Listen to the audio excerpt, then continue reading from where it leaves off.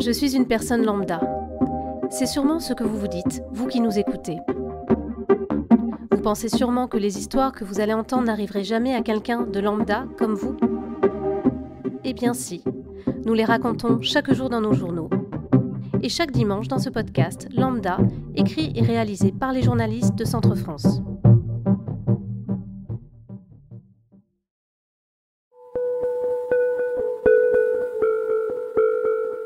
La première fois que j'ai vu La Gardienne et ses dindons, moi qui étais tellement porté sur les choses anciennes de la tradition berrichonne évidemment, mais la tradition paysanne en général, évidemment, ça m'a quand même marqué. Telle que je la vois, c'est un petit point bleu très très discret, une présence humaine qui nie presque la paysannerie qui est autour. Les bêtes sont à l'état sauvage, pratiquement, comme ils pouvaient l'être peut-être en Amérique du Sud, sur une côte sablonneuse. C'est un beau tableau. Je suis, le jour où je découvre ça, curieusement pas en pleine nature, mais devant un écran d'ordinateur. Il y a quelque chose d'un petit peu curieux. Ben oui, c'est vrai que la première rencontre, je ne l'ai pas prévue. Je me souviens même plus trop exactement comment cette image de la gardienne m'est arrivée. J'ai l'impression que c'est un ami qui m'a envoyé ce lien. Mais ce qui est bien à l'écran d'ordinateur, c'est qu'on peut grossir et aller chercher un détail. Et là, en l'occurrence, c'est vraiment un tout petit détail d'une discrétion terrible, ce qui en fait, à mon avis, le charme, quoi. Il a un cadre, qui est assez joli d'ailleurs, hein, et j'intègre les deux, le cadre et l'image. Il me plaît bien, mais il est bien dit qu'il ne fait le petit tableau que 15 cm sur 35. Alors je sors mon mètre, je regarde, ce que font effectivement 15 cm, c'est tout petit. Et il y a là quelque chose, je me crois, à l'époque, qui est proposé à 2200 €. Ce qui n'est pas grand-chose pour une bourse bien pleine, ce qui est un petit peu cher pour moi. La gardienne et ses dindons, je les voulais. Surtout que ça correspond, en 2023, à une époque remarquable pour moi. C'est le bicentenaire d'un de mes grands amis, Maurice Sand. Je ne l'ai jamais connu, bien sûr, Maurice. Mais depuis l'âge de 16 ans à peu près, je le fréquente, non pas assidûment, mais de façon, je dirais, parfois assez intime.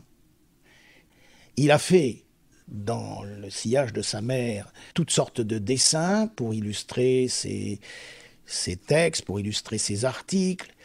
George Sand est une ethnographe du Berry, et on peut dire que son fils l'est également. À l'époque, je prépare avec un ami une conférence sur Maurice Sand.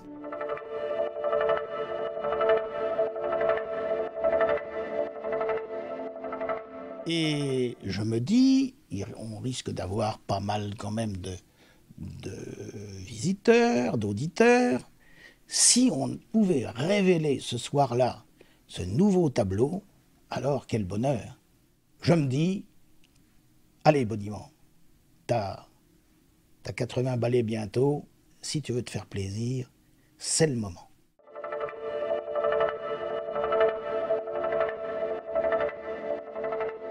Un paysan, ça se lance pas comme ça pour acheter les choses. Il va falloir un petit peu tergiverser. Faut pas oublier que mes arrière-grands-parents étaient marchands d'ânes. Et quand on parle d'un marchand d'ânes, c'est quelqu'un qui se laisse pas avoir à la première transaction. Donc, je contacte la galerie en question. Je lui demande le prix. Oui, bon, peut-être qu'on pourrait faire quelque chose. Puis je reviens. Et une seconde fois. Et au début de l'été, je contacte à nouveau le galériste pour lui demander si on pourrait peut-être faire un petit effort. Et je lui dis tout de go, voilà, moi j'ai tant à mettre, si vous êtes d'accord, on y va. Si vous ne l'êtes pas, eh bien ce sera un de mes rêves qui s'envole. Et le galériste parisien dit, écoutez, allez, on y va, c'est comme ça. Mais l'ami qui devait le prendre à Paris ne peut pas venir avant 8-10 jours, donc après la conférence. Qu'à cela ne tienne, on va vous l'envoyer par Chronopost, c'est un moyen très sûr, et vous l'aurez demain matin.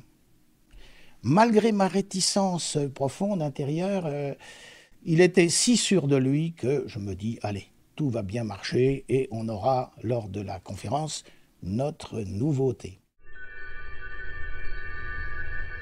Mais le matin arrive, le lendemain matin arrive, le surlendemain matin se passe sans que aucun tableau n'arrive. Et pendant plusieurs mois, plusieurs semaines du moins, au moins jusqu'à l'automne, j'attendrai en vain le tableau en question. La chose me rend malade, physiquement malade. À la maison, c'est un petit peu le bazar. Je développe des symptômes tout à fait curieux. Je crois vraiment que c'est ça qui me remue. Et j'en viens, comme font tous les hommes, à accepter le pire et à dire, bon, il est perdu, voilà. Il est perdu pour moi, oui, pour ma famille, qui a mis l'argent dedans. Il est perdu pour nous, la petite collectivité berrichonne, qui, cette année-là, découvre Maurice Sand. J'avoue que je crois toujours que demain sera le bon et qu'il arrivera.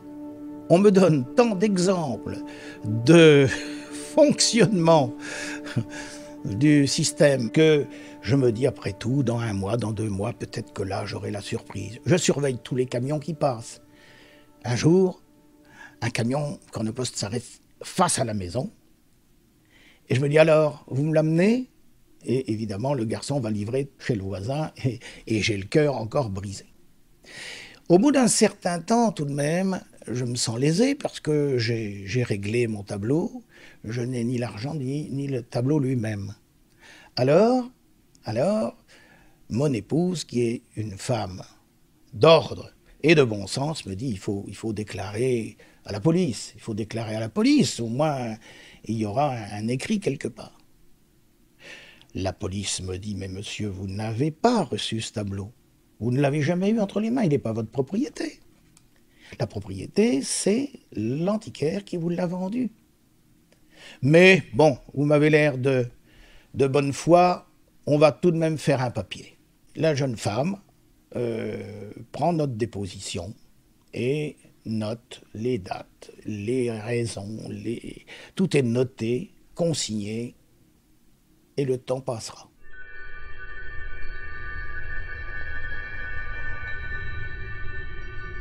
J'en parle à tous les amis en me disant, s'il a été perdu, peut-être qu'on va le retrouver. S'il a été volé, ce que je crois davantage, il va peut-être se retrouver sur le marché. Et si le plus grand nombre de personnes possible est prévenu, j'aurai peut-être un œil sur sa source, quoi, sur le fait qu'il revienne. J'ai une amie journaliste qui est au courant de l'affaire et qui me dit, on pourrait faire un article. Oui, c'est vrai que les journaux pourraient répandre largement à tous les berrichons, puisque c'est un journal du Berry, le Berry républicain. On pourrait sans doute avoir des nouvelles si, quelquefois, par bonheur, il repointait son nez. Donc on fait un article. Un article qui est lu. Beaucoup de gens viennent vers moi pour me dire « Alors, les dindons, t'as perdu tes dindons ?» Et l'affaire des dindons devient une affaire, sinon d'État, du moins de petites communautés berrichonnes. Et ça, c'est plutôt agréable et plaisant. Ça joue sans doute dans l'intérêt qu'on a pour cette œuvre et peut-être aussi un petit peu dans ses retrouvailles. On est 7 mois et demi après la perte effective du tableau fin juillet. On en a parlé partout. J'en ai parlé notamment aux gens de la Vallée Noire, de la région de Nohant, là où vivaient Georges et Maurice Sand. Le musée de la Châtre a pour conservatrice Vanessa Weiling, qui a justement toute l'année 2023 travaillé à une belle exposition, à des recherches sur Maurice Sand. Un beau matin, enfin moi je le découvre au matin, au lever, mais c'est dans la nuit qu'elle me prévient qu'une alerte signale une œuvre de Maurice Sand à vendre au Mans, dans une salle des ventes du Mans. Elle me dit sur son message, sur son mail, « Mick, c'est pas tes dindons ?» Point d'interrogation. Eh bien si, c'était mes dindons. Sur l'écran, je le voyais bien.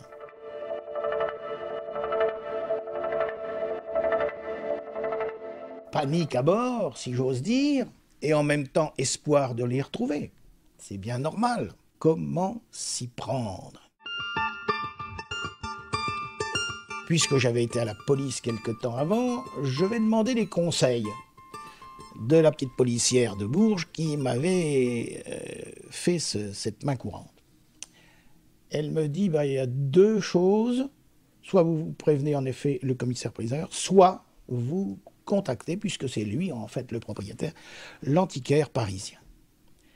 Ce que je décide de faire, peut-être avec justesse de vue, j'appelle Madame Plat, qui me dit surtout ne le dites pas au commissaire-priseur du Mans, qui va vouloir bien normalement, bien justement se débarrasser de ce souci, et l'objet va repartir dans le circuit tout à fait inconnu des mains qui le tendent et qui le vendent, on ne le retrouvera jamais. Laissez-moi faire. Un policier comment ça s'appelle déjà? L'OCBC, voilà, c'est ça. L'Office, donc, des biens culturels. Et en effet, cet homme qui a tout pouvoir va stopper la vente du Mans, récupérer le tableau, le déposer à la police à Angers, et j'apprends, une semaine après à peu près, que Madame Plat va aller le récupérer mardi prochain et qu'il est à nouveau en vente. Elle a bien sûr à nouveau la propriété de l'objet. Là où je suis un petit peu dubitatif, c'est que le cadre qui me paraissait collé, même si aujourd'hui on me dit qu'il n'était sûrement pas d'époque, bon, peut-être, mais il était tellement bien adapté, en largeur, en couleur, en format, que j'avais dans mon cœur l'ensemble, cadre et tableau. Je ne pouvais pas me faire à cette perte du cadre. Donc, je lui dis, écoutez, moi je veux le racheter, puisque à une certaine époque, l'antiquaire me l'avait remboursé, je voulais le racheter maintenant qu'il était. Mais on voulait me le vendre, bon, bien justement sans doute, le même prix, puisque c'est l'œuvre qui compte et non pas son cadre, ça je peux le comprendre.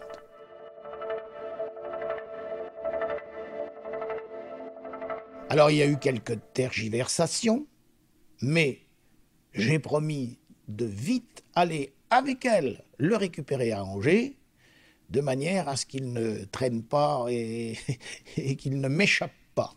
4 ou 5 jours après, peut-être, on se rend une petite équipe, parce qu'il faut bien ça pour recevoir un si petit tableau. On se rend une petite équipe à Angers, et on a rendez-vous, après un petit repas, pour nous retrouver et nous donner des forces. On a rendez-vous, je crois, à 1h30 au poste de police. Mais on a un petit retard. Le restaurateur a un peu tardé à nous servir. Et on s'aperçoit qu'on a peut-être fait une erreur, puisque 1h30, 2h, 2h30, 3h30, et personne est là pour nous rendre le tableau. Dans ma tête, il y a le sentiment que je touche au but et qu'une nouvelle fois, la petite œuvre de Maurice Sand va m'échapper. Qu'est-ce qui se passe? C'est pas normal, ça, c'est pas normal. Qu'est-ce qui s'est passé? On avait rendez-vous. Oui. Sur les bancs du poste de police, je peux vous dire que je remue pas mal. Je regarde tout autour et je regarde l'heure, car évidemment, il y a des horaires de train pour que Madame Pla regagne Paris. Il y a des délais pour rentrer à la maison. Bourges et Angers ne sont pas tout à fait porte à porte. Donc il y a une petite tension, très, très vive même, il faut bien dire. Et sur le coup de 3h30, 4h, donc à peu près 2h, 2h30 après, on nous apporte le tableau. Et là, au pied même du poste de police, Madame Pla me le donne et on fait la transaction. C'est la première fois que je le vois en vrai. Je prends conscience de sa petitesse. Surtout, bien que je le sache, je le retourne et je vois ce petit support. Le support de cette petite peinture très, très fine, presque une miniature dans certains de ses détails, aussi bien pour les dindons que pour la petite gardienne.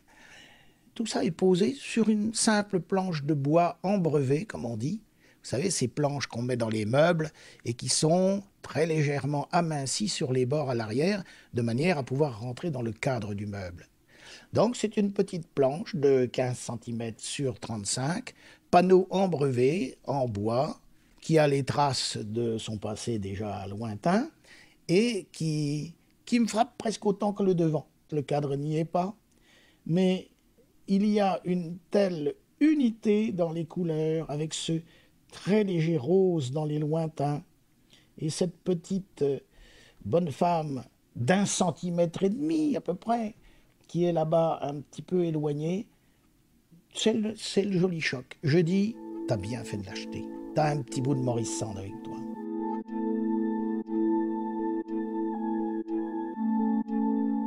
On a tellement fait de commentaires pendant ces 7 mois et demi où j'ai attendu le dindon, et notamment la fameuse phrase qui tue « Il n'est pas perdu pour tout le monde ». J'avais l'impression que l'erreur, toujours possible, d'une perte était plutôt le fait d'un vol, d'un chapardage, un peu normal parce que on était, j'aurais dû m'en apercevoir, on était fin juillet, dernier jour de juillet, premier jour d'août.